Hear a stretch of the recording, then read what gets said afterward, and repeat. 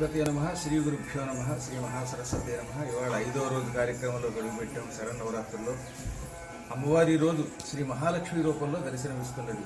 ఆ తల్లి అనుగ్రహంతో సంపదలు పొందాలి. ఈ కలియుగంలో చాలామందికి సంపదలు ఉన్నాయి, కానీ ఆరోగ్యం ఉండడం లేదు, ఆయువు ఉండడం లేదు, శాంతి ఉండడం లేదు. ఈ లక్ష్మి సామాన్య లక్ష్మి కాదు, శుద్ధ లక్ష్మి, ఆమె మోక్షలక్ష్మి, సర్వలక్ష్మి, ఆ జగన్మాత. అందులో మనం కేవలం సంపదలే కాకుండా ఆయుష్, శాంతి, ఆరోగ్యం కూడా కోరుకోవాలి. ఆరోగ్యం బాగుండాలంటే, శాంతి రావాలంటే ఇంట్లో అపవిత్రధనం ఉండకూడదు. పరులకి ద్రోహం చేసి సంపాదించిన ఏ డబ్బైనా మనిషికి ఎప్పటికీ శాంతి ఇవ్వదు. ఇది మాత్రం గుర్తుపెట్టుకోండి. మనిషికి ఆరోగ్యం పాడవుతుందంటే, అశాంతిగా ఉంటున్నాడంటే పాపిష్టి సొమ్ము ఏదో వస్తుందని అర్థం. భవిష్యత్తులో అలాంటి సొమ్ము కోసం ఆశపడనటువంటి మహానుభావులు తయారవ్వాలని కోరుకుందాం. అమ్మ అనుగ్రహంతో ముందు సద్బుద్ధి కూడా కలగాలని కోరుకుందాం. ఆ తల్లి తప్పదిస్తుంది. ఇక రెండవది, మహాపాపాలకి పరిహారం దర్శన మాత్రం చేతనే మనుష్యుని పవిత్రం చేసే నర్మదా నదీ తీరాన్ని చేరడం. త్రిభి సారస్వతం త్రోయం, త్రిభి సారస్వతం తోయం సప్తాహేనతు యామునం పునఃసద్యాతి గాంగేయం దర్శనాదేవ నార్మదం అని స్కాంద పురాణం చెబుతున్నది. అనగా సరస్వతీ నదిలో 3 రోజులు వరుసగా స్నానం చేస్తే పాపాలు పోతాయి. అదే యమునా నదిలో 7 రోజులు స్నానం చేస్తే పాపాలు పోతాయి. ఒక్కసారి స్నానం చేస్తే గంగలో పాపాలు పోతాయి. కానీ నర్మద అలా కాదు, చూచినంత మాత్రం చేతనే పాపాలు తొలగిస్తుంది. అందుకే దర్శనాదేవ నార్మదం. నార్మదం జలం అంటే నర్మదా నది జలమును చూచినంత మాత్రం చేతనే సకల పాపాలు పోతాయి.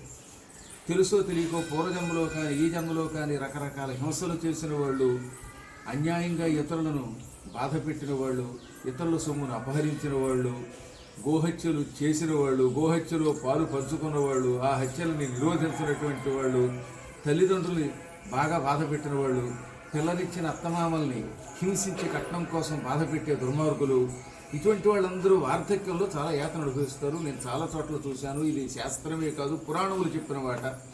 ఈ భయంకర పాపం నుంచి బయటపడాలంటే, మరి ముఖ్యంగా వార్ధక్యంలో సుఖంగా ఉండాలంటే నర్మదా నదీ తీరంలో ఉండాలి. ఆ నర్మద పుట్టిన దివ్యస్థలం అమరకంటకం మధ్యప్రదేశ్లో ఉంది. ఫిబ్రవరి 20వ తారీఖు నుంచి అక్కడికి వెళ్ళి నర్మదా మహిమ చెబుతున్నాం, భాగవత సప్తాహం చేస్తున్నాం, పద్మపురాణ పారాయణ జరుగుతోంది. ఇన్ని కార్యక్రమాలు ఒకేసారి జరుగుతున్నాయి. ఆ సమయంలో భక్తులందరూ రండి. మన సంతోష్ గుప్తానో, అశోకో, భాస్కర్నో పట్టుకుని రావడానికి ప్రయత్నించండి. మళ్ళీ చెబుతున్నాం, ఆ కార్యక్రమంలో పాల్గొన్న తర్వాత, శ్రద్ధతో ఆ కార్యక్రమంలో పాల్గొన్న తర్వాత, చేయవలసిన కార్యక్రమాలు చేసిన తర్వాత మనిషికి ముందు అశాంతి తొలగిపోతుంది. అన్నిటికంటే భయంకరమైనది వార్ధక్యం. యవ్వనంలో ఉన్నప్పుడు ఏం పని చేసినా చెల్లిపోతుంది. మనిషికి వార్ధక్యమే అతి భయంకరమైనది. ఆ సమయంలో కళ్ళు కనిపించవు, చెవులు వినిపించవు, శరీరంలో అవయవాలండి శిథిలమైపోతాయి. ఇంట్లో వాళ్ళకు కూడా భారం అయిపోతుంది. భార్యకి భర్త, భర్తకి భార్య కూడా విసుగు కలిగిస్తారు. మంచం మీద పడి తీసుకు చచ్చిపోయేవాళ్ళు కలియుగలు ఎక్కువైపోయారు. ఇంతకాలం పాపిష్టి సొమ్ము సంపాదించిందంతా అప్పుల ఆసుపత్రులు గడిపోయి ముప్పు తెచ్చుకుంటాడు. కాబట్టి ఆ స్థితి రాకుండా ఉండడానికి రేపు మాఘమాసంలో జరగబోతున్నటువంటి పవిత్ర కార్యక్రమం, అది మాఘం, తర్వాత పాల్గొనం కూడా వస్తుంది. ఆ సమయంలోనే మాఘ పాల్గొనములు శిశిర ఋతువు.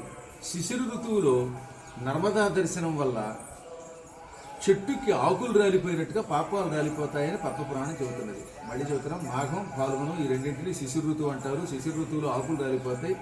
అందుకే శిశిర ఋతువులో అమరకంటక దర్శనం మరింత ఫలితాన్ని ఇస్తుంది. అందుకే బహుశా అప్పటికి శిశిర ఋతువు చివరిలోకి వస్తుందనుకుంటారు, పాల్గొన మాసం కూడా వస్తుందనుకుంటాను. ఏది ఏమైనా కావాలని శిశిర ఋతువులో ఈసారి అమరకంటక యాత్ర పెట్టాం. ఆలస్యం చేస్తే వచ్చే అవకాశం ఉండడం లేదు. ఎందుకంటే అక్కడ ఎక్కువ వసతులు లేవట. అందుకని 200 మందిని దాటిని తీసుకెళ్ళలేమన్నారు. మన భక్తులు చివరిలో వచ్చి గురువు గారు నన్ను తీసుకెళ్ళండి, ఆయన ప్రాధాయపడినా నేనేం చేయలేను కనుక శీఘ్రంగా స్పందించి రండి, అమ్మ అనుగ్రహం పొందండి. గోవిందా.